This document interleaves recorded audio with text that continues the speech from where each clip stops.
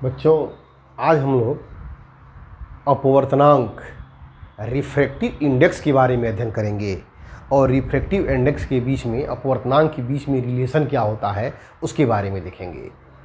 अपवर्तनांक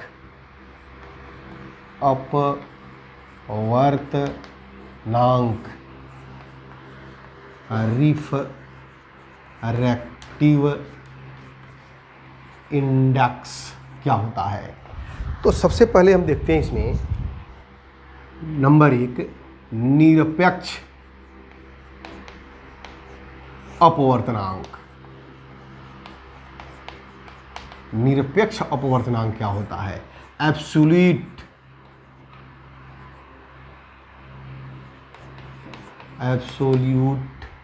refractive index. Absolute refractive index किसी माध्यम का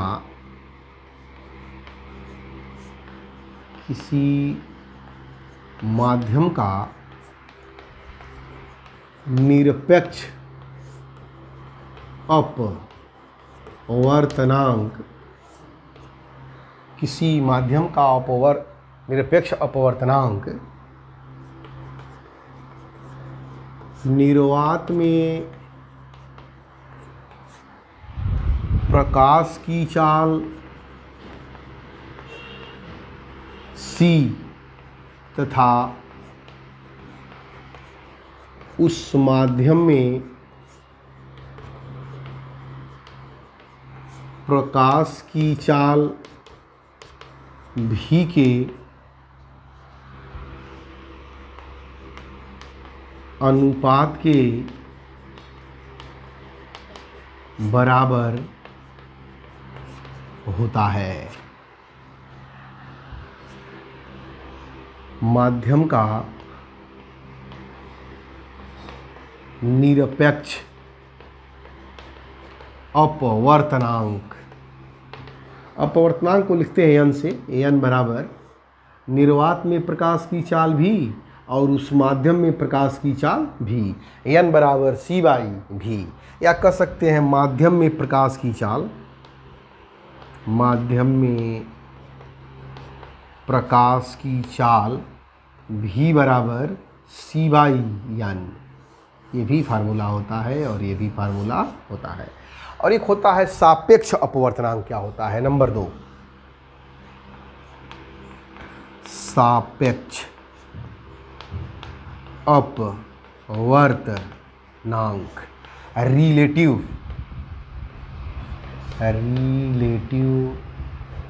रिफ्रैक्टिव इंडेक्स क्या होता है?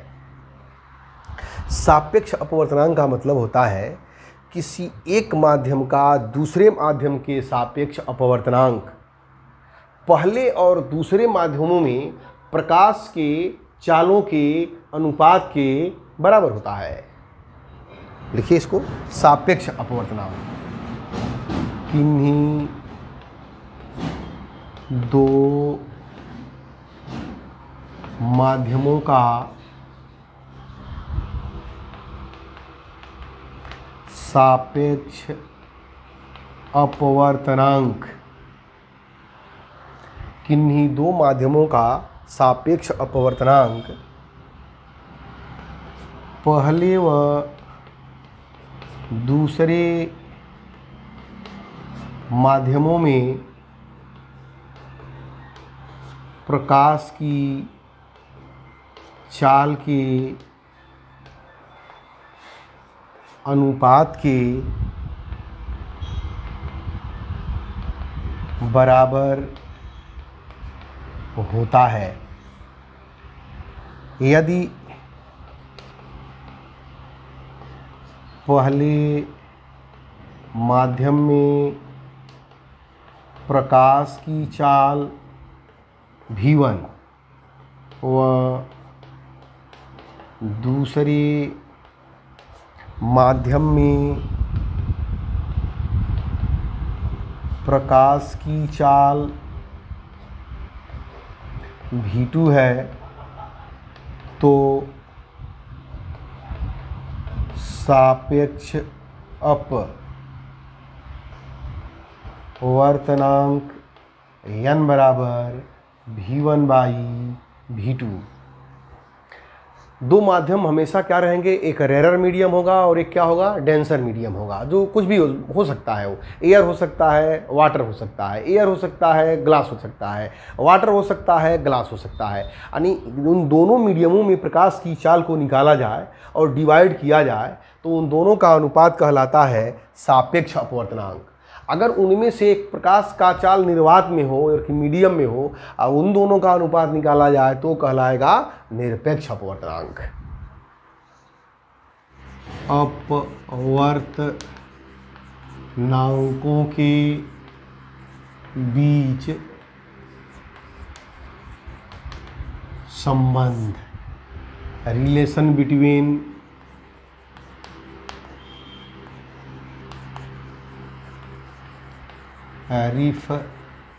रिफ्रैक्टिव इंडेक्स क्या होता है, अपवर्तनांकों के बीच में संबंध। ऐसे समझिए, इस पे न्यूमेरिकल बेस्ड है। ऐसे हमारा ग्लास है, ग्लास का मतलब क्या है, कांच है, और यह वायु है, एयर है, और कोई रे है, ये हमारा परपेंडिकुलर है, और कोई रे है ऐसे ट्रेवल करते हुए आ रही है, जाना चाहिए सीधे, सीधे नहीं जाके अविलंब की ओर झुक जा रही है। यह इंसिडेंट रे है और ये क्या है, रिफ्लेक्टेड रे है। यह एंगल आई है और यह एंगल आर है।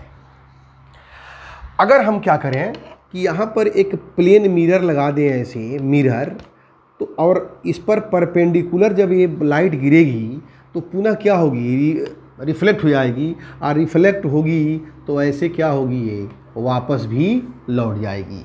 कहने का मतलब है वायु से ग्लास में जा रही है, फिर ग्लास से वायु में आ रही है। तो यहाँ पर आपको ध्यान देना है, जरा क्या ध्यान देना है, ऐसे लिखेंगे, जब प्रकाश वायु से कांच में जाता है तो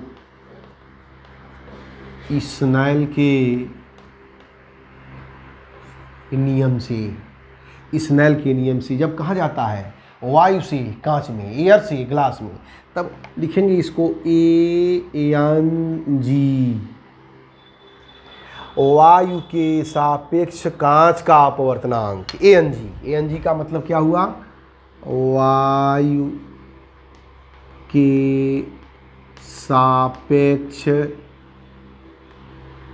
कांच का अपवर्तनांक, इतना बड़ा हुआ, बराबर क्या कहता है ANG साइन, स्नेल नियम क्या कहता है, पहले माध्यम में बना आपतन कोण I, तो I बना हुआ है, इसकी ज्या का अनुपात और नीचे वाले की ज्या का अनुपात हमेशा क्या होता है, कांस्टेंट होता है। ए रे वायु से, अब यहाँ पर जब मिरर लगा दिया हमने तो इसको रिवर्सिबल कर दे रहा है, वापस भेज दे रहा है। अब प्रकाश की किरण कहाँ से जाएगी, ग्लास से कहाँ जाएगी, एयर में। तब क्या लिखेंगे, GNA, इसको क्या बोलेंगे, कांच के, वायु के सापेक्ष था, कांच के सापेक्ष वायु का अपवर्तनांक, GNA बराबर। अब GNA, अब यहाँ से पहले, अब पहला मीडियम ही हो जाएगा, पहले माध्यम में बना आपतन कोण R है तो लिखेंगे साइन R, अब बटे हो जाएगा साइन I। नहीं समझे तो फिर समझिए, जब पहले ANG में क्या है, प्रकाश वायु से ग्लास में आ रही है तो हमने लिखा sine I by sine R। परिभाषा देखिए, पहले माध्यम में बना आपतन कोण, पहले माध्यम में जो बनेगा वो आपतन कोण होगा और दूसरे माध्यम में बनेगा वो अपवर्तन कोण होगा। और जब प्रकाश यहाँ से ग्लास से वायु में जाएगी, ग्लास से वायु में, तो ग्लास से जब वायु में जाएगी तो ये ना पहला मीडियम हुआ, तो पहले मीडियम में बना यह कोण आपतन कोण आर कहलाएगा और ये अपवर्तन कोण ये आई कहलाएगा। तब ये हो जाएगा साइन आर बाई साइन आई, यह हो जाएगा सेकेंड। अगर दोनों को मल्टीप्लाई कर दें ऐसे ए N G into G N A, तो यह हो जाएगा sine I by sine R into sine R by sine I. ये कट गया तो ये किसकी वैल्यू कितनी आ गई 1। तो कह सकते हैं ऐसे ए एन जी बराबर होता है 1/जी एन ए। एक फार्मूला हो गया। एक क्या लिखे हैं अपवर्तनांक के बीच संबंध ए एन जी बराबर 1/जी एन ए। एक एग्जाम्पल आपको और देते हैं। अगर मान लीजिए प्रकाश की किरण एयर से वाटर में जा रही है तो ए एन डब्ल्यू को क्या पढ़ेंगे वायु के सापेक्ष जल का अपवर्तनांक। यह बराबर उस फार्मूले से हो जाएगा 1/WNG। इसका मतलब क्या हुआ जल के सापेक्ष एयर ना होगा एयर का अपवर्तनांक ANG बराबर 1/WN ANG बराबर 1/WN इसे पढ़ेंगे वायु के सापेक्ष जल का अपवर्तनांक, इसे पढ़ेंगे जल के सापेक्ष वायु का अपवर्तनांक। इसका मतलब प्रकाश की किरण जल से वायु में जा रही है, इसका मतलब प्रकाश की किरण वायु से जल में जा रही है। तो ये रिवर्सिबल होता है, इसको याद रखना पड़ेगा आपको। यानी कह सकते हैं जनरली 1n2 बराबर 1/2NA।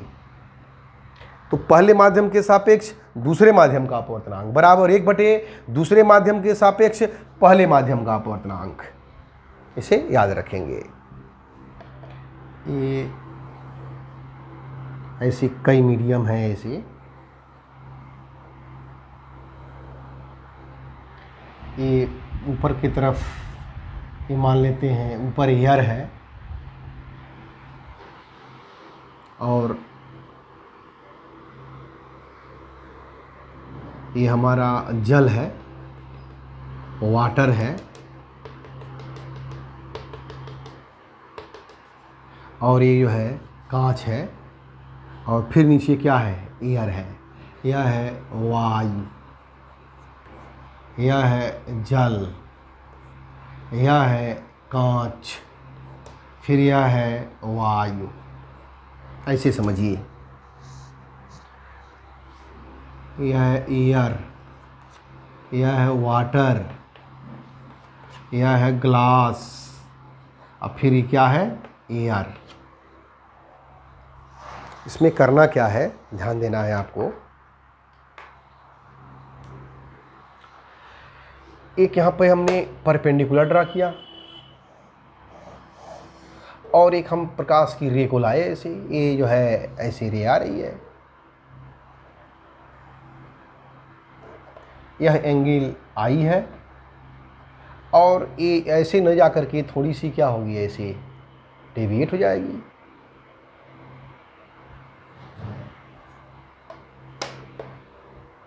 ऐसे डेविएट हो गई ऐसे। यह एंगल क्या होगा आर होगा। यह अब ये सघन ये विरल माध्यम है, सघन माध्यम। अब जल और कांच में ये विरल होगा और ये सघन होगा। फिर यहाँ पर हमने क्या किया एक परपेंडिकुलर ड्रा कर दिया। यहाँ पर एक परपेंडिकुलर ड्रा कर दिया। अब यह सीधे न जा करके ऐसे ये भी अभिलंब की ओर झुकेगी। कांच है इधर झुक गई। अगर यह आर है तो ये भी आर होगा। क्यों? ये भी परपेंडिकुलर, ये भी परपेंडिकुलर, तिर्यक रेखा काटती है तो एकांतर कोण बराबर होते हैं। ये आर है तो ये भी आर होगा। इसको मान लेते हैं आर डैश, आर डैश है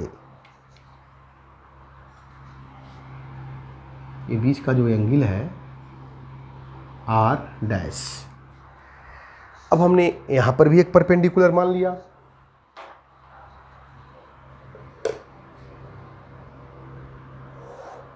अब क्या है कांच है, ये वायु है, तो ये सीधे न जा करके अभिलंब से क्या होगी दूर हट जाएगी, ऐसी हो जाएगी। अब देखिए एयर में घुसी थी, एयर में निकल रही है, तो ये दोनों एंगल क्या होते हैं इक्वल होते हैं आई। ये दोनों पैरेलल लाइन होती हैं, इक्वल होंगे आई। अगर यह आर डैश है तो ये भी क्या होगा R dash, R dash R dash, ये तो आप समझ गए होंगे। फिर देखिए यहाँ पर ये वायु से विरल माध्यम से सघन माध्यम में आई, फिर ये विरल माध्यम से सघन माध्यम में आई, फिर सघन माध्यम से विरल माध्यम में चली गई। तो सब में लगाते हैं स्नेल का नियम। एयर से कहाँ आई? जल में। तो लिखेंगे ऐसे ए एन डब्ल्यू बराबर sine I by sine are.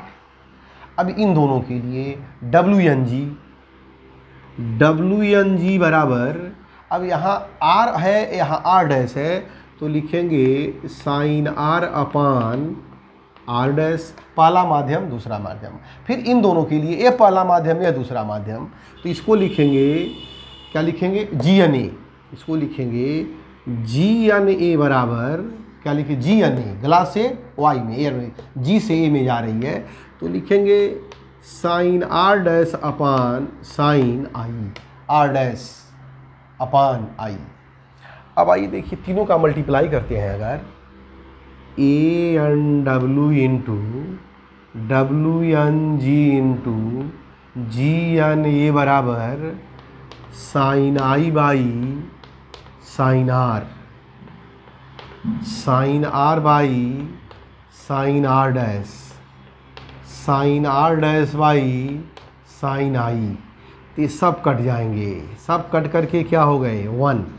तो लिख सकते हैं इसको, यहाँ पर देखिए इसको कैसे लिखने का तरीका क्या है? A N W into W N G into G N A बराबर 1। तो इसको कैसे क्या क्या लिख सकते हैं ध्यान दीजिए। ये ए एन डब्ल्यू, इसको लिखा हमने ए एन डब्ल्यू, इसको डब्ल्यू एन जी। क्या जी एन ए बराबर 1/a_n_g लिखा जा सकता है इसके पहले वाले आर्टिकल से? ये जी एन ए बराबर 1/a_n_g, तो हो सकता है ये डब्ल्यू एन जी बराबर, ये चला जाएगा इधर, तो हो जाएगा a_n_g अपान a_n_w। ये फार्मूला बहुत इंपॉर्टेंट है। डब्ल्यू एन जी बराबर a_n_g/a_n_w, ये फार्मूला याद रहना चाहिए। देखिए क्या, डब्ल्यू एन जी जल के सापेक्ष कांच का अपवर्तनांक, जल के सापेक्ष कांच का अपवर्तनांक। इसका मीनिंग ये हुआ, ये जी वायु के सापेक्ष ऊपर चला जाएगा, अब पहले वाला है वायु के सापेक्ष नीचे आ जाएगा। अगर हमको वायु के सापेक्ष कांच का अपवर्तनांक मालूम हो, वायु के सापेक्ष जल का अपवर्तनांक मालूम हो, तो जल के सापेक्ष कांच का अपवर्तनांक ज्ञात कर लेंगे। यह मालूम होता है, वैल्यू निकाली जाती है। लिख लीजिएगा a_n_g की वैल्यू होती है 3/2, हमेशा याद रखिए, और a_n_w की वैल्यू होती है 4/3। ये आपको याद कर लेना चाहिए। वायु के सापेक्ष कांच का अपवर्तनांक 3/2 होता है, और वायु के सापेक्ष जल का इसको बोलते हैं निरपेक्ष अपवर्तनांक। वायु या निर्वात कोई बात नहीं, वायु या निर्वात की सापेक्ष है तो ये निरपेक्ष है। और सापेक्ष अगर पूछा जाए डब्ल्यू एन जी यानी जल के सापेक्ष कांच का अपवर्तनांक, तो कितना होगा? देखिए a_n_g की वैल्यू है 3/2 और a_n_w की वैल्यू है 4/3, तो यह हो जाएगा 9/8 WN_G। ये याद रखिए, हमेशा याद रखिए इसको। इसको बोलते हैं सापेक्ष अपवर्तनांक, इसको बोलते हैं निरपेक्ष अपवर्तनांक। निरपेक्ष का मतलब किसी माध्यम का वायु या सापेक्ष, वायु या निर्वात के का अनुपात, और सापेक्ष का मतलब दो माध्यमों के बीच का अनुपात यानी वेलोसिटी का अनुपात। तो ये याद रखना है आपको। अगर विभिन्न माध्यमों से होता हुआ कोई प्रकाश निकलता है तो देखिए वायु से वायु में निकला तो भी जानिए यह इंसिडेंट रे है, यह इमर्जेंट रे है, यह आपतित किरण है और ये निर्गत किरण है। इसको बोलते हैं निर्गत किरण, और यह है आपतित किरण। इसको इमर्जेंट रे कहते हैं, इसको इंसिडेंट रे कहते हैं। अगर कोई प्रकाश की किरण एयर से होते हुए अब विभिन्न माध्यमों से होते हुए फिर एयर में निकले तो निर्गत किरण जो होती है और आपतित किरण एक दूसरे के समानांतर होती है। उनके बीच का कोण कितना होता है? 0 डिग्री का होता है। ये दोनों के दोनों क्या होंगे? पैरेलल होंगे, ये ध्यान देना है आपको। और ये भी ध्यान देना है आपको कि WNG बराबर, अगर कहीं पर लिखा हो या एग्जाम्पल के तौर पर YNX तो लिखेंगे ANX अपान ANY। y के सापेक्ष x का अपवर्तनांक बराबर y के सापेक्ष x का अपवर्तनांक बटे y के सापेक्ष y का अपवर्तनांक। ये x ऊपर जाएगा, ये के साथ हो जाएगा, और यह y नीचे आएगा, ये के साथ हो जाएगा। तो ये फार्मूला इसको याद रहना चाहिए। तो हम लोगों ने दो फार्मूलों को पढ़ा। अगर लिखा हो ANG तो लिख सकते हैं 1/GNA। अगर लिखा हो GNW तो लिखेंगे ANW अपान ANG। ये बाद वाला ऊपर और पहले वाला नीचे, किसके सापेक्ष? y के सापेक्ष।